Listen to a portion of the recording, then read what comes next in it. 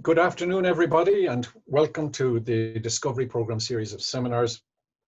And as you are aware, those of you who may have been able to attend our first physical seminar earlier in the year with Rhonda Robinson, and our second one in early September there with Jessica Smith from the School of Archaeology, we are moved online for the remainder of these series, which is going to take place over the next 4 weeks, including today as well.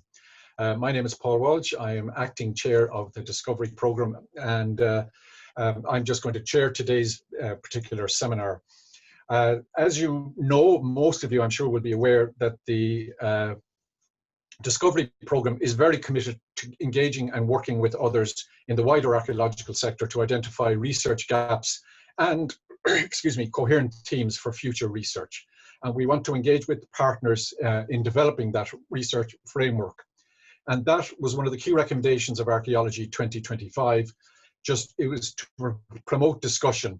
And for that end, that's why this series of seminars was put in place. And we would hope to continue to engage and develop further with other seminars in the early months of 2021 in progressing this whole development of a research framework. There are, as I said, 3 others remaining throughout October, the same time, same place, same back channel, as they say, as this one on the Discovery Programme on Thursdays. So your next Thursdays at lunchtime, please do join us for those seminars. Just a few little household items before I introduce our speaker today. If you want to ask a question or make a comment, all attendees will have the opportunities to do so. You can type your questions into the Q&A box, or which will be located in the toolbar at the bottom of your screen. But please include your name and your questions and indicate if you would like to ask the question in person, or if you prefer me as chair to read it out to you.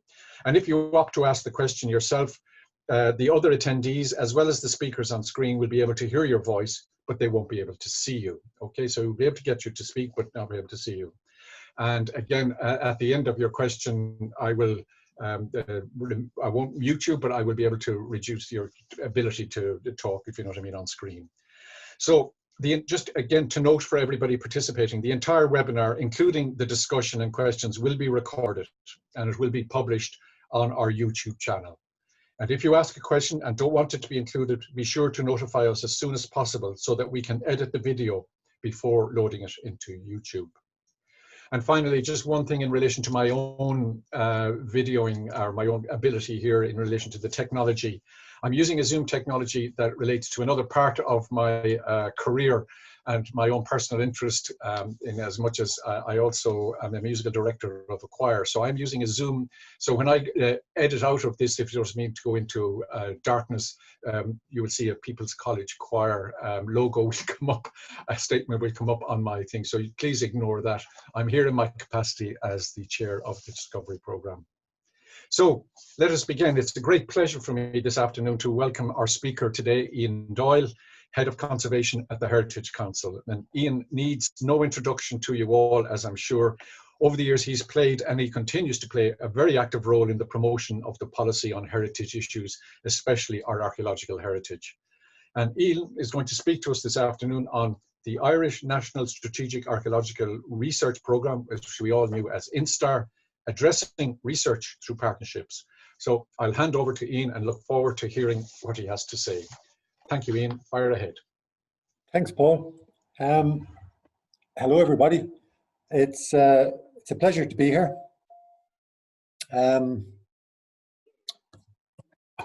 Thanks to the Discovery Programme for the invite and for the initiative in hosting this series of seminars. And I was asked really to talk about the INSTAR programme, which the Heritage Council ran from, I think it was 2008 to, it ran until about 2017. And what I'm going to do is give its context, where it came from, what it did, some general comments on research frameworks, and where we might go next. So I look forward to setting all this out, and then hopefully some questions at the end as well. But just to jump back, we were very much in a different world in 2007. when this program, and I'll describe what this program is shortly, had its inception.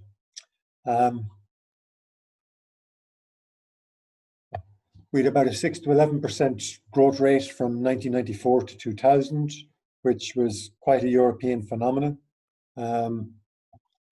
Large scale investment in modernizing infrastructure. So the National Development Plan up to 2006 led to improvements in road infrastructure, started the motorway building program, gas pipelines, flood alleviation schemes, new transport services. 80,000 new homes built in 2004. And then really the next phase of the National Development Plan, or NDP, 2007 to 13, was looking at expenditure of about 157 billion on infrastructure, social facilities, science and agriculture. And at the time, there really was a sense, well, if archaeology is a key part of this development in terms of its impact, where is it in terms of that, in terms of its needs to develop? So just to set that kind of archaeological scene, top left, in terms of a profile of the profession, I think this was an early DISCO report discovering the archaeologists of Europe, and it was showing about 1,500 people working in the profession, 77% or 3/4 of which worked in the consulting and contracting sector. In other words, excavating, archaeology, environmental impact statements and so on. 9%, 3%, 11% respectively in academia, museum and the public services. The bottom left graphic, and both of these graphs in the left-hand side come from the Archaeology 2020 publication, the foresight. I think the bottom left one shows up to 2004 the number of archaeological excavation licenses granted, with the little black graph at the bottom, the numbers of publications. So essentially what you can see was we had set up a remarkable system and process for excavating archaeology, largely in the face of development, but we hadn't yet cracked or found a way to, and I think the expression that was very much in use at the time was turning that data into knowledge. Just by way of, one way of looking at it in terms of Neolithic houses, two fine examples here in the top right.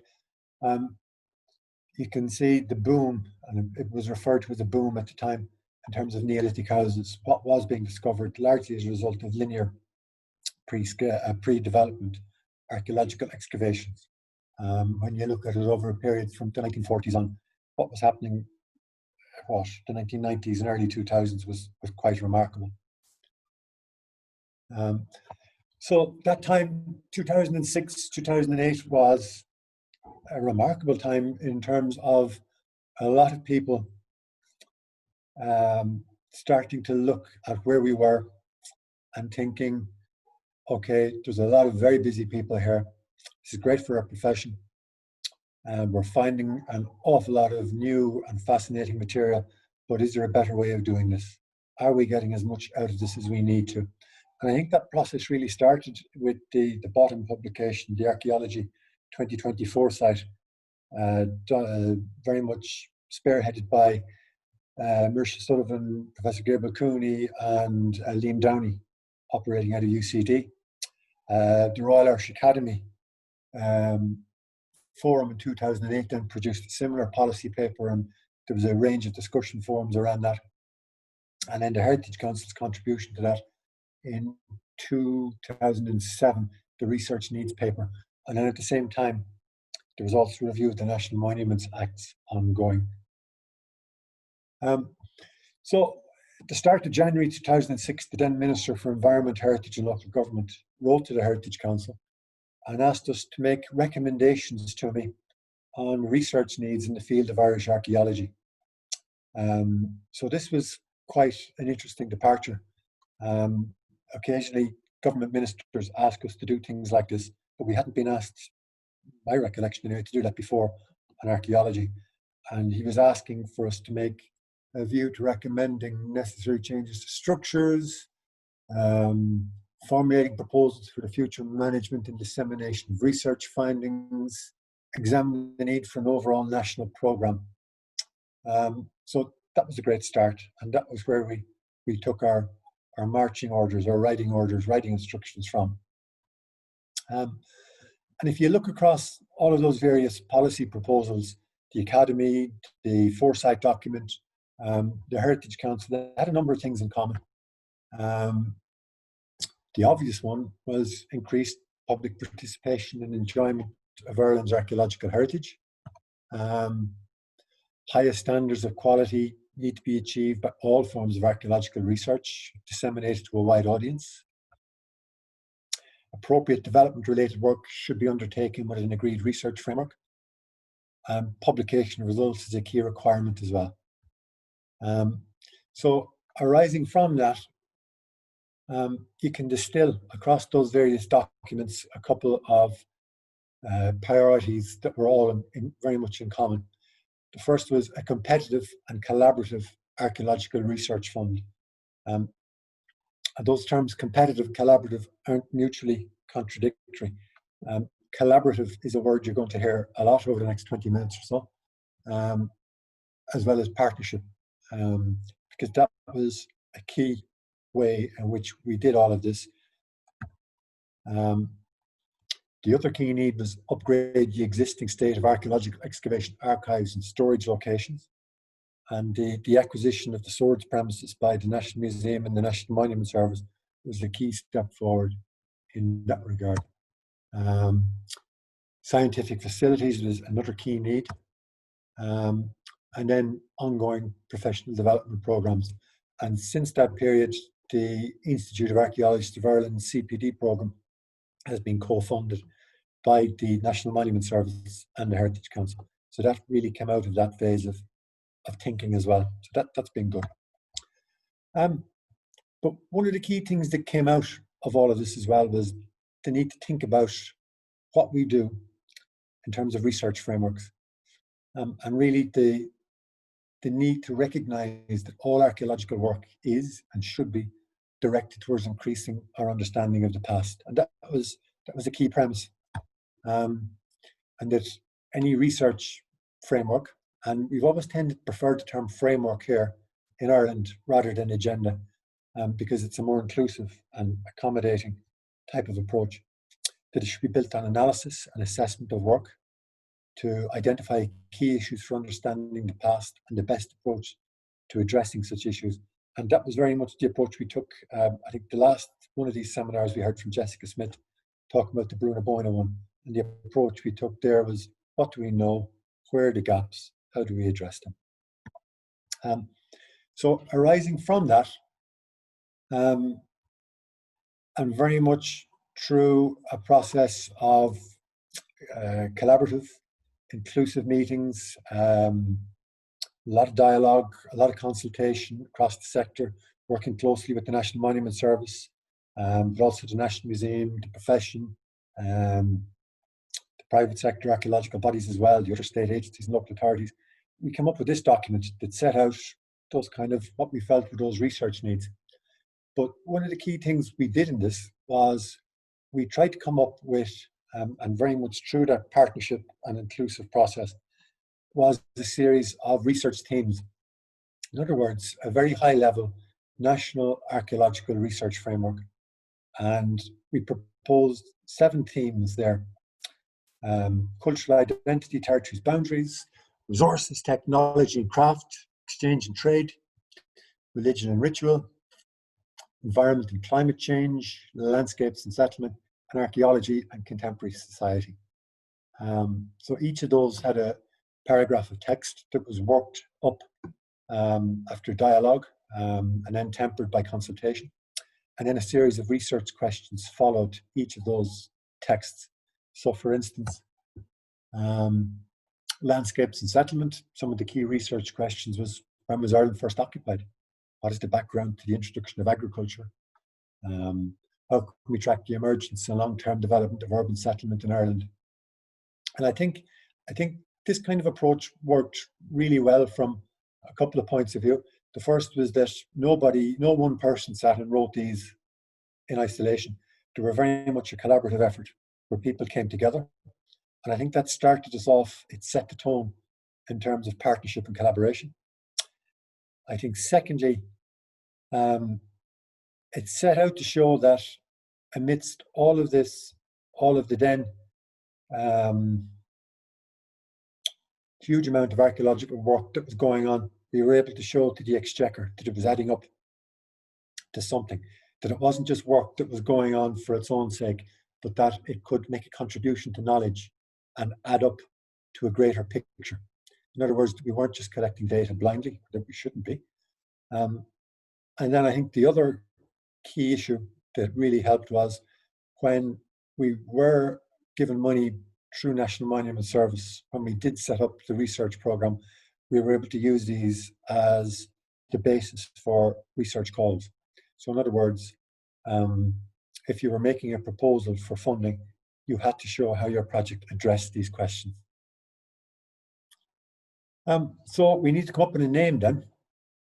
And Finian Matthews, who was the PO in National Monuments at the time, was really keen that we use the word national.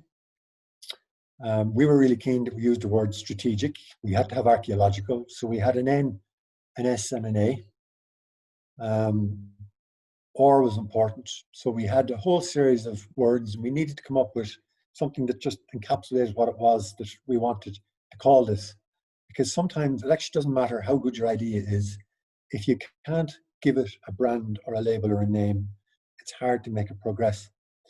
So we came up with all kinds of acronyms and eventually settled on INSTAR. And then I thought, you know, we better Google that to see that it's not in use, or what does it actually mean.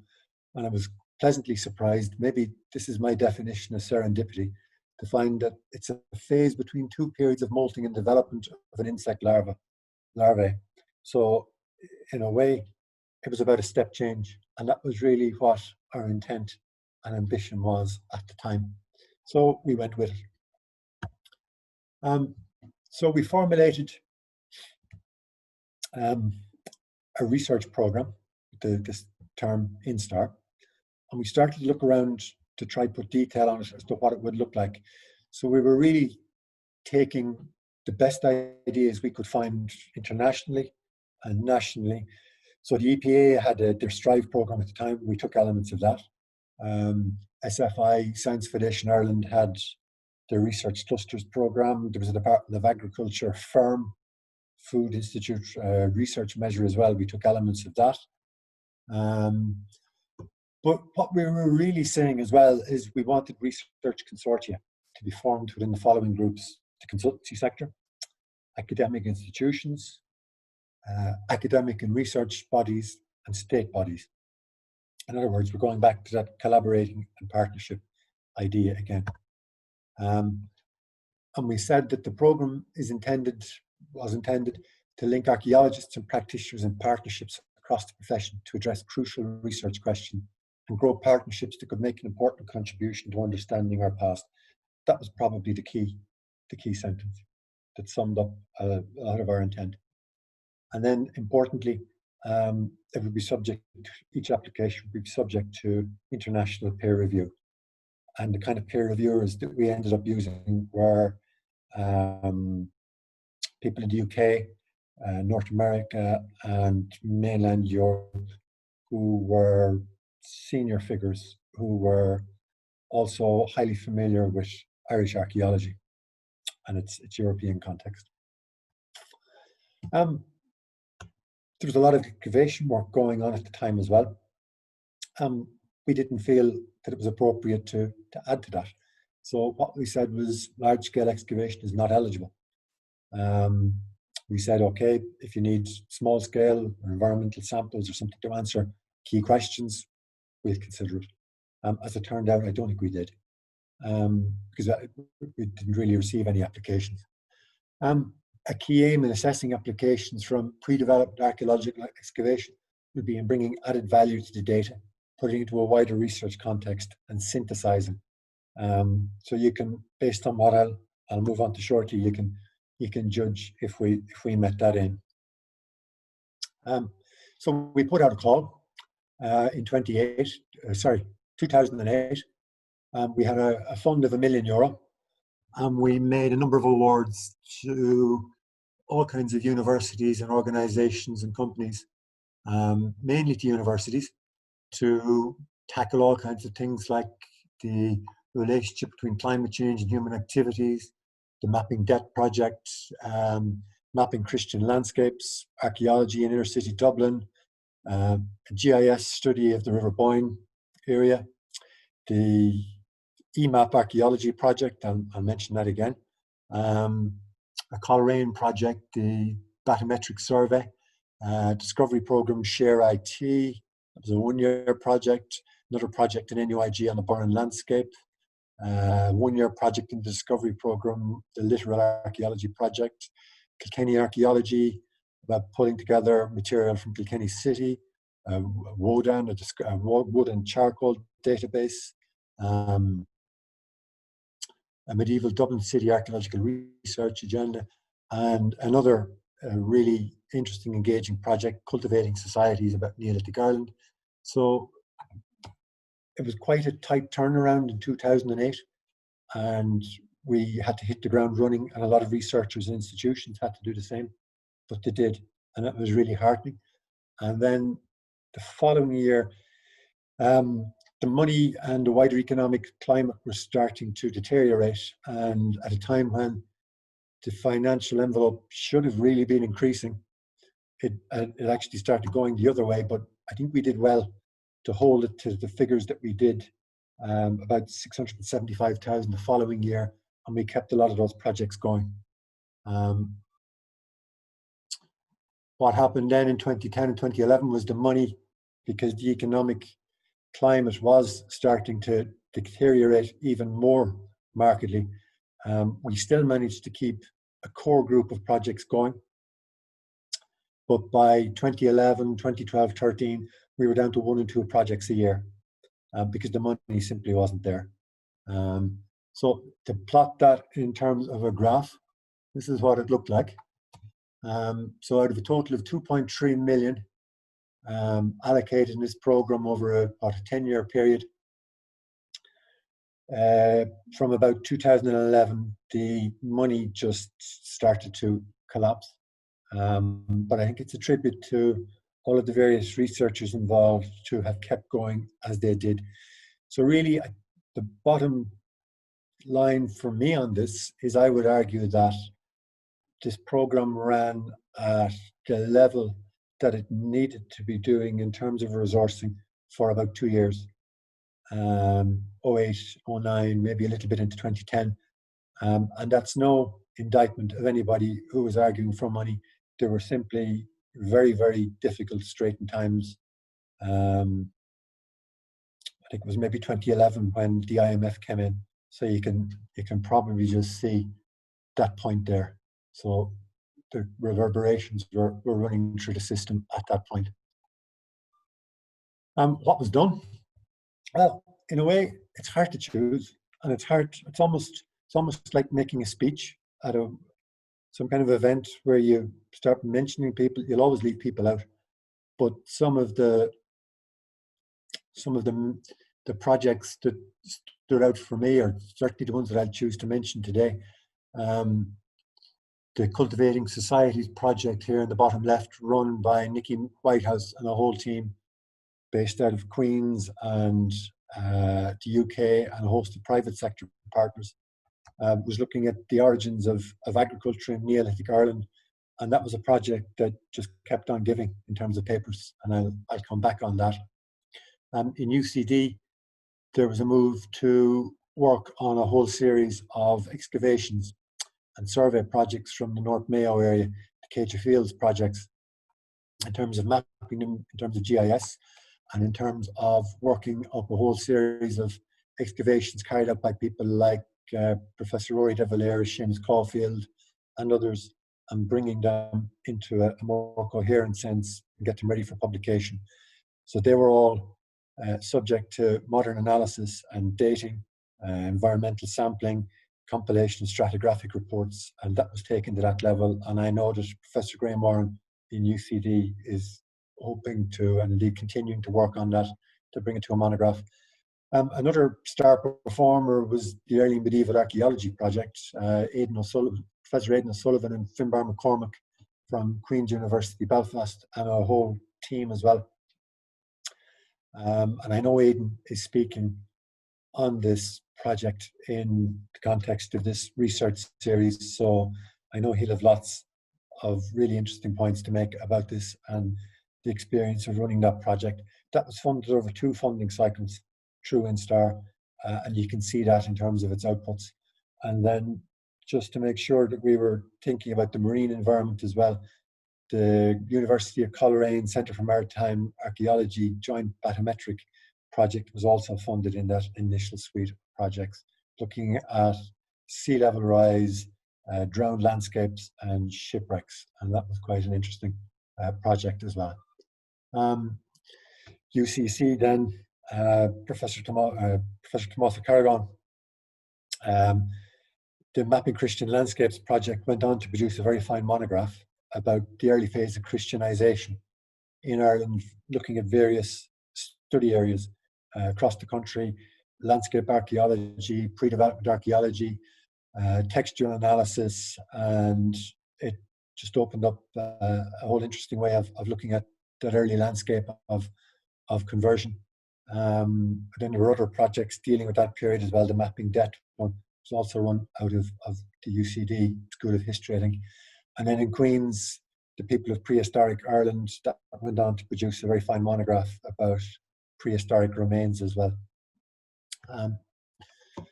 We set out to involve people and to collaborate, so it was very heartening in that first year to see almost a pretty equal split between the range of participants, between Irish universities, overseas universities, private companies, state agencies and local authorities. So that really set the scene that we were off on the right track in terms of what we had been trying to do. And then at one point, Terry Allen in the PO and National Monument Service said, you know, Ian, we should do a review to see where we're getting on. So we thought, well, you know what, we should get somebody external to do this. And I thought it'd be good to get feedback on areas we need to improve upon. So we asked Professor Barry Cunliffe, the University of Oxford, to do that in 2010. And he went off, looked at our paperwork, looked at the outputs, talked to a lot of people in terms of our partners in this, and people, the grantees, came back to us and said the program was judged to be a spectacular success and a model for other countries to follow, transforming the very nature of Irish archaeological endeavour by bringing together the various sectors to address highly relevant research topics in climate change and landscape, and creating new knowledge. So that was heartening. So we were delighted with that.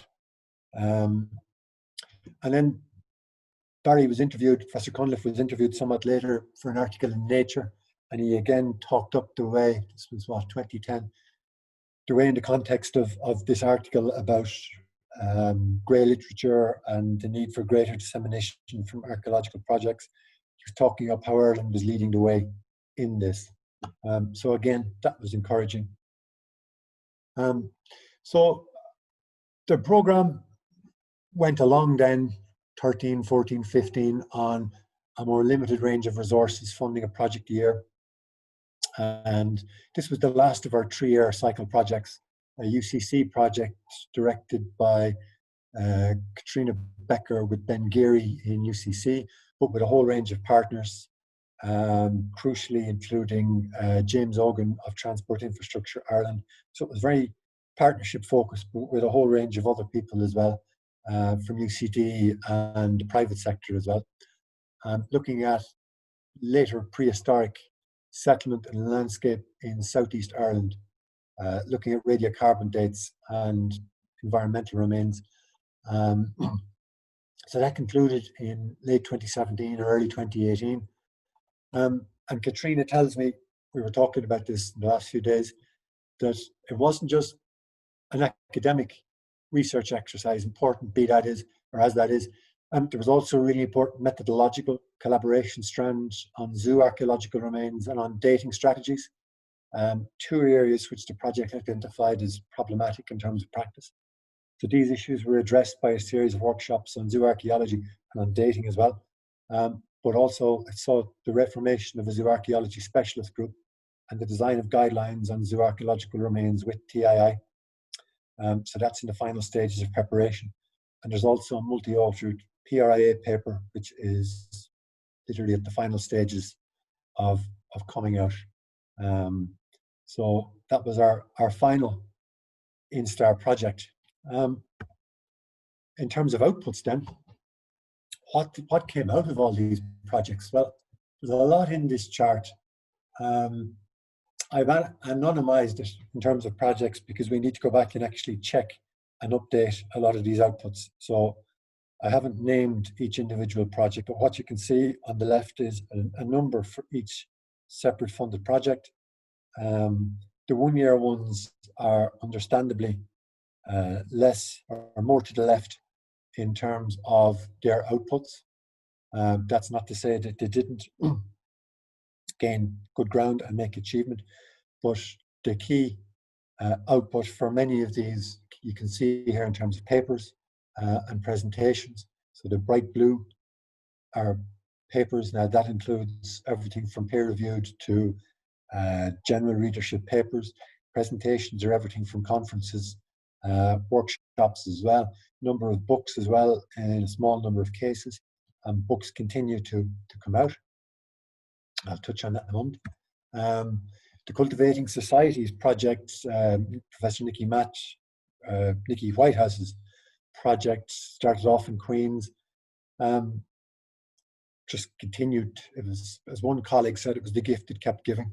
So there was an antiquity paper, 2 papers in 2014 in the Journal of Archaeological Science, and these were pretty impressive international peer-reviewed papers on, well, using the Irish evidence for the Neolithic and its high rate of preservation to form an understanding of where we sat in that European model of dissemination of agriculture. So after that project finished around 2012, the papers kept coming in 2014, and I see that same team is still together in 2019 producing papers. So I think that was a really important outcome, not to be singling that out for any particular reason other than that. In terms of books then, again, the standout one was the EMAP project. Now, I think it helped that we funded that over 2 3-year cycles. So there was the 3 bar volumes in red. I think you see Aidan there on the cover of this one. The white book as well, done with the Academy. It's out of print now, but it is available digitally. It's a book that when you dip into, you'll always still find something new. It's that kind of a book. So it's it was a great leap forward.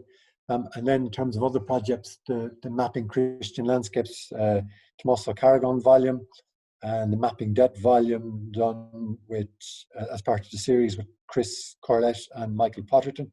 And there was also a bar monograph on the people of prehistoric Ireland from Queen's. There's another Mapping Debt volume. I think it's in press with 4 courts at the moment.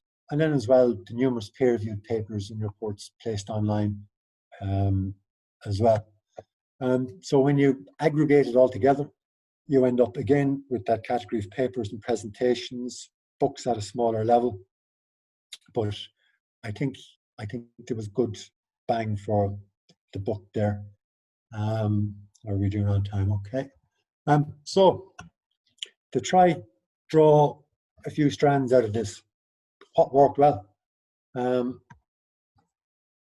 I can't stress this enough. I think the degree of collaboration, of working together, was very, very strong. And I mean that at all stages, from that initial phase of policy formulation. And that set the tone and that set the agenda. And then as well as that, it fed through into the way the research program worked in terms of people working together and working collaboratively. And I think the point I would take out of that is when all the stars align for us, when everybody is working together, we can achieve so much. I think a great start as well was the ministerial request to the Heritage Council in 2006, that writing order or marching instruction to review research needs. It was a good start. It put wind into our sails. We had a ministerial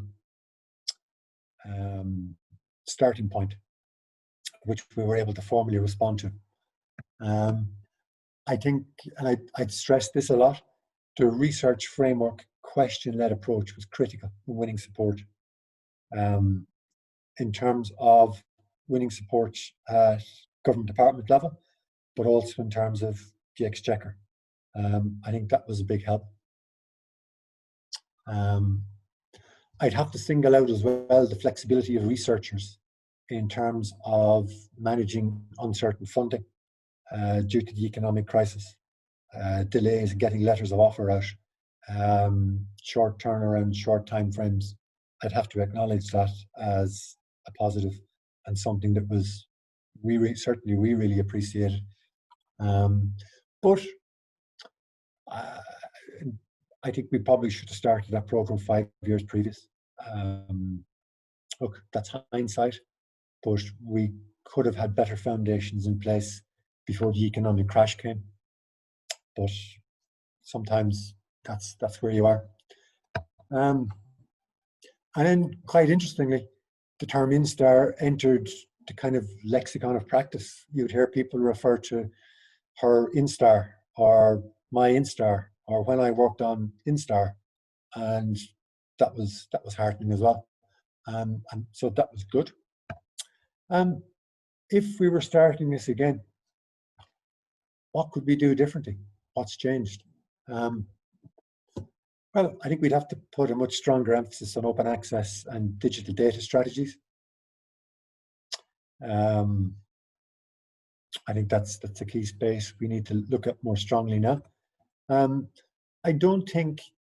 think at the time, getting the sector to collaborate together was good, and that was new, and that was innovative. I don't think that's enough anymore. I think we'd have to have a stronger phase or bedrock of community involvement now, because that's where so much of heritage practice has gone.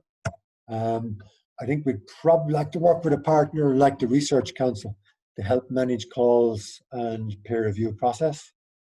I think the relevance of climate change has increased. I think longer term supports are needed in some cases for some projects. So for publication costs, some of these projects have a long tail in terms of their outputs. The one I always ask for, multi-annual funding would certainly be desirable. If you want to fund projects on a 3-year cycle, that would be a much stronger way to go. And finally, I think the need for renewed research teams, questions, framework, call it what you like, would be a very good new starting point. The last set date from 2007. What's changed since then? Has anything changed? Do we need to refresh that? I think that would be a good starting point. And then just to jump onto that space, if you think about research frameworks, they are becoming more and more a feature of international practice. So in the UK, we see regional period-specific agendas in use, separate agendas for Wales and Scotland as well. Historic England currently drawing up regional agendas. Now, it's interesting there, talks about it being more about the historic environment. So it's not just about archaeology. There are also research agendas related to World Heritage sites such as Stonehenge and Avebury. Then obviously we have our own research agenda in the Bruna Boyna World Heritage Site as well. There are also ongoing discussions and a commitment in Northern Ireland, which I know Rhonda talked about, as part of the Northern Ireland Archaeology 2030 Strategic Approach Policy.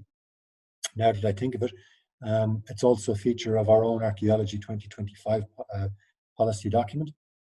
The Dutch have really set a strong benchmark on this in terms of their national research framework, the NOAA 2.0, which is available online. Now, I can only find it in Dutch, but if you read the Knowledge for Informed Choices publication from 2017, it'll tell you all you need to know about it. And then in a pan-European sense, we've also been involved in the Joint Programming Initiative for Cultural Heritage Strategic Research Agenda 2014 and 2020.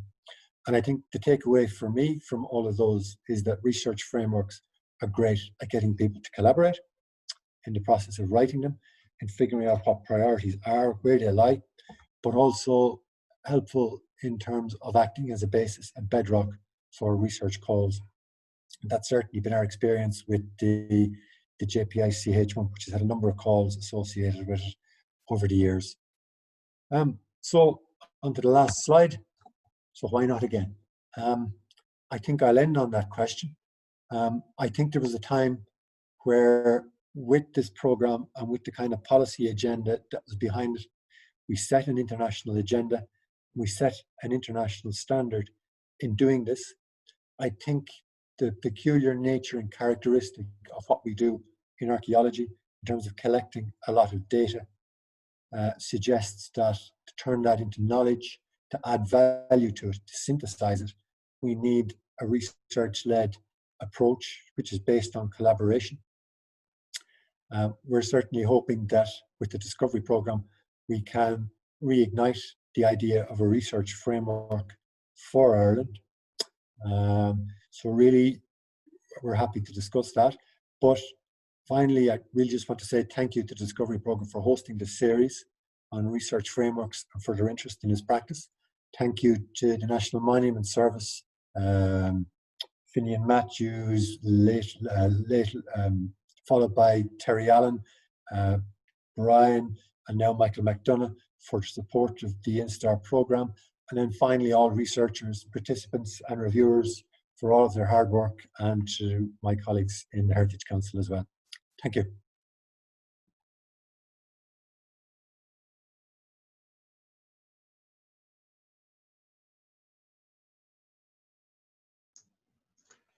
Ian, thank you very much indeed. Absolutely excellent, I have to say. That was a wonderful summary of the whole background to the InStar project and of the process and the outcomes, and which, I mean, are truly fantastic. And I loved your finishing slide. So why not again? Yes, I totally agree that what that did, and it generated so much enthusiasm and collaboration across all of the sectors that working, both state and private sectors working in Irish archaeology at the time.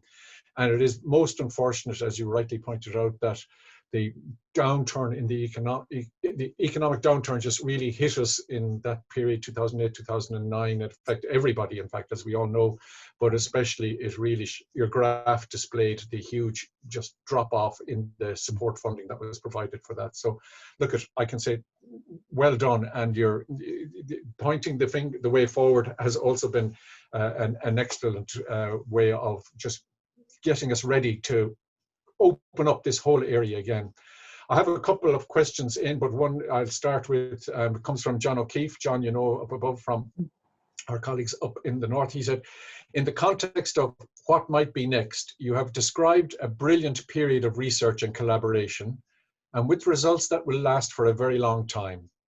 It is hard to look forward without reference to either the difficult period post-2008 or the COVID-19 impact in the future. Is there any snapshot data at the moment published about the present state of archaeological research and knowledge in Ireland? For instance, you know, the use of InStar work and much of what you've outlined, or other projects. He said he'd be happy to ask it, but at the moment, he said he'd prefer to have it read out. So if you might respond to John in that context. I can read it again, or elements of it. It's quite a full question there for you. Ooh, how do I answer that? Look, I think the impact of, we're still living with the impact of COVID. We, in the Heritage Council, we surveyed the impact of COVID on the heritage sector at the start of the COVID lockdown, and we did it across the across the heritage sector, really. And we found that there was quite a strong and marked impact across community groups, across agencies, across researchers, across private companies. So we published that. Now, I didn't break out when we got that data. There was a body of specifically archaeological responses, which were mainly companies and some institutions, which were also showing quite a marked impact. Now that survey was done in, I think it was May. We published it then in, I think it was around June or July. So it probably needs to be redone again, in particular to see what the impact upon research has been. And as the economy slowly picks up a little bit again, there is a case for looking at that.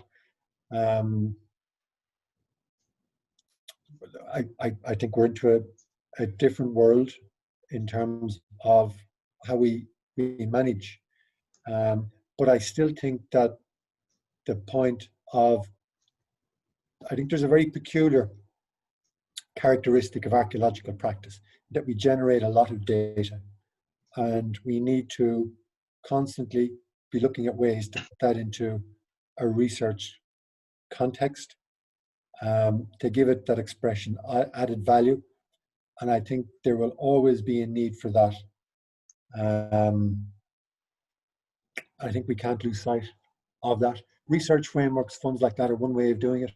So I suppose what I'm really saying is we have some data about the impact of COVID.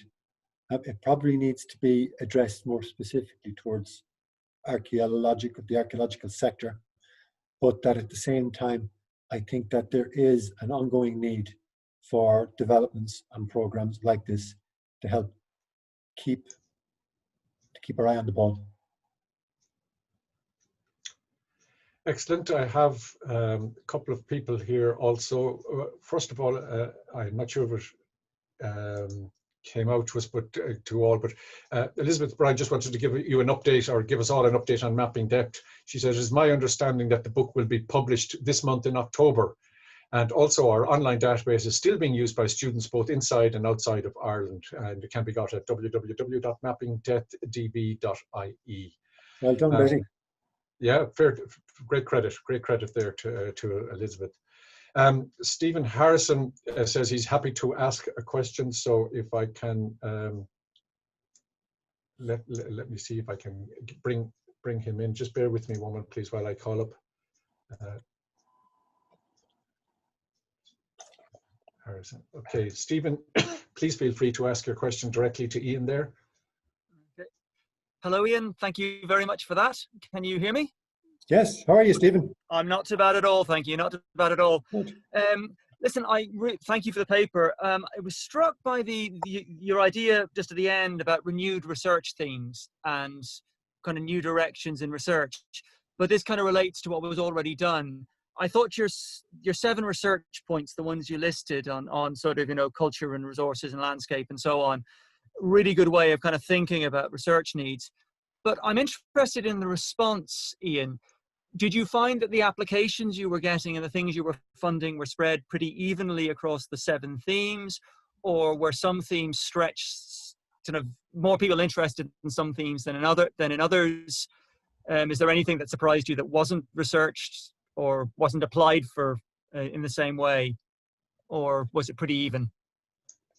I'm trying to remember what it was we did, but my recollection of it was that we only opened up possibly 2 of those teams to research calls. So, and we're going back to 2008, 9, 10. We definitely opened up the landscapes and settlement one. I think we probably opened up the environment and climate change one, and possibly another one, but I can't remember which. So essentially we only opened up 2 or 3 of them. So that really determined, and the reason we only opened them up was because we felt that we had a small enough pot of money starting out with, and I suppose we were really just testing the water as well. So I think that answers that part of your question. In terms of how they were received, they were well received, was my memory. They were written so as to be non-prescriptive, to simply point people, but not to determine where they went. And I think the fact that so many people had been involved in shaping them, and it had been through a program of consultation and reworking as well, meant that everybody felt they had an input. So it was very much a a collaborative exercise in getting there. So I think that helped. Thank you very much. Thanks. I have Teresa here who wants to have pose a question as well, Ian. So Teresa, if you go ahead, please. Hi, Ian. Great talk. There's Teresa Bulger here. So, oh, hi, Teresa. Long time no see. Yeah. No, I was just there. I was just thinking there when you were looking at, what you might do differently, and kind of saying you would collaborate with the IORC for the administrative and management practicalities. In addressing the kind of, I suppose, long-term dissemination and archiving and digital issues, should you also think for this kind of project about having a strategic partnership with something like DRI, in the same way TII have now done for road schemes, so that somebody going into one of these research projects has an expectation at the end of where their data is going to end up. And I suppose those of us like myself, kind of working in the profession, who 5 or 6 or 7 years down the line are trying to track down information about a particular project, have a place to go and look at and a clear starting point. In a word, yes. Very good. I think you're on the money there. The IRC issue, then we really just started talking to them about where we could collaborate as well. So I think you're right. You've hit the nail on the head there. Yeah, well, I suppose talk to the guys in TII and see how they got on and with their arrangements with the DRI, because it's certainly their archive there is great for accessing the roads reports and stuff like that. Yeah. Okay, if I may move on to a couple of other questions. Claire Breen wants to ask you, when you look back over the last decade, Ian, what gaps do you see in our archaeological record? I mean, and what areas require further research? Oh, thanks, Claire. And you, yes. I think if you look at those kind of initial questions we put up, the issue of the initial colonization of what we tend to refer to as this island is still a huge issue.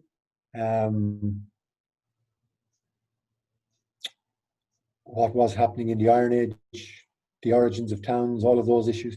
I think a lot of the questions that we tried to frame in those initial research teams are still valid. I mean, what I've just said in terms of those issues, that's just a personal view. I think what you do if you were going to redo this again is you'd bring people together and you'd try reframe them. What has changed? You go through that process of what is it that we actually understand now. That model we used for the Bruna Boina research framework, where is our understanding at the moment? Where are the big gaps? How could we address them? But I think that's the approach you take to try address that, rather than me listing out what I think are the key areas. Thank you very much for that. I have a comment here and a question actually from James Ogan. The first comment is there a risk that research agendas can be limiting those who control them, acting as gatekeepers to what is and are acceptable themes for research? And a framework sounds much more flexible. I'd just get his question down here. He says, in terms of doing things differently, I would add an objective of methodological development and training for practitioners and community participants. You might want to comment on that. Yeah, there's probably 2 points there. The research agenda, research framework question, yeah, I'd agree with that. And we've always kind of eschewed or avoided that term research agenda because I think it sets a tone. We were really conscious when we started this that work. And that at the same time you had to allow for curiosity-driven research in particular, that it wasn't an agenda, that it's not prescriptive. And I think we set that note pretty consistently from the start. And then the second question, yeah, I think maybe part of the place James is coming from is that Seeing Beyond the Site project with UCC, that had a very almost, or certainly as I characterize it, an academic strand, but it had a very strong methodological strand as well, in terms of looking at, well, just how are we sampling? What are the guidelines for the archaeological remains? What is being dated? So there was that method to it as well. And then on one of my final slides, I did address that issue of community participation. I think that would be essential if we were to do something like this again. I don't think just getting the profession to work together better would be enough anymore. So I take all those points, James. Yeah. Very good. I've some more questions coming in. From Anthony, what plans do the Heritage Council have to increase community involvement? It kind of leads on from your second question, or second part of your answer, or previous answer there. Well, I think in the kind of general sense, in the Heritage Council, we've always tried to support community heritage projects, whether it's through grants or in an archaeological sense, something like the Adopt a Monument program. So that's kind of in the round, and through successive strategic plans as well. In the context of a scheme like this, I think if you were doing it again, you'd build into it that there should be a community level partnership or element to it, which might entail training, or data collection, or just in a general sense, a greater sense of community involvement, ownership, and a stake in any project. And Sinead has something similar in terms of direction on this. Is there firm interest in funding around another round from the current government, do you think, Ian? That's part one of her question. Part two is, what is the outlook for the next couple of years for the Heritage Council funding? I wish I could give an answer to that. I don't have a crystal ball. Look, we'll continue to argue for funding for heritage in general. We have been in discussions with National Monument Service and Michael McDonough in particular about trying to get a program like Instar going again. So all I can say is hope springs eternal. I think you have to remain optimistic and upbeat on things like this.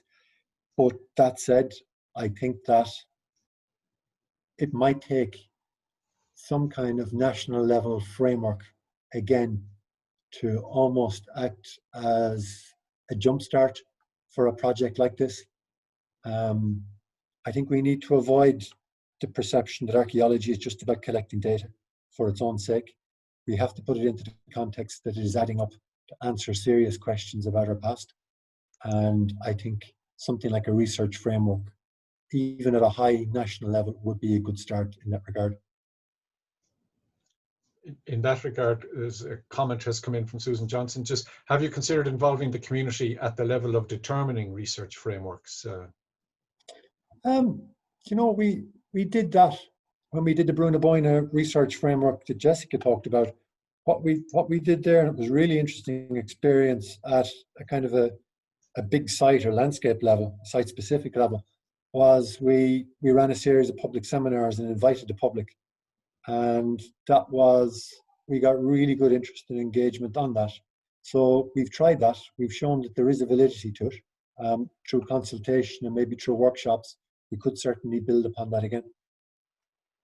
Very good. And Ruth Johnson has a comment in here which says, regarding new ways forward, and we need a more formalized structure between research framework and design in development-led archaeological excavations, museums, and university research. I'm sure we would all concur with that particular position. Is there anybody else have? I'm just trying to check down through the various questions that have come in here. Yes, I'm just trying to see if I don't have missed anything, just in case. And my apologies to anybody if I have. I'll just check in on the chat line as well, just to make sure for a moment. you know, I think we probably have covered all the questions that are, you know, relevant to this particular topic.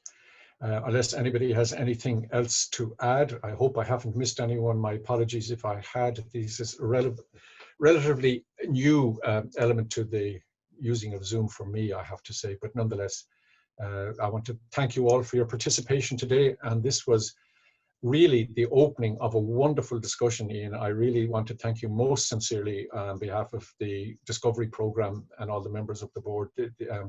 Once again, you know, you raised the bar and you put it out there for us and you let us know. So, I mean, I just, like I said, to come back at the very beginning and to say, so why not again? I would dearly love to see another research framework like the InStar project. You know, as you say, time is to start looking at it in a maybe different perspectives, different type of context, but nonetheless, it would be a good thing to have. I just after seeing there's another question. No, there's various coming in from people. Just to say thank you very much to you, Ian, especially for an absolutely wonderful, wonderful webinar. So look at, folks, thank you all for participating, and we look forward to, as I say, having you back again at this time next week. So it's goodbye from Ian, and it's goodbye from the Discovery Programme. Thank you all very much indeed.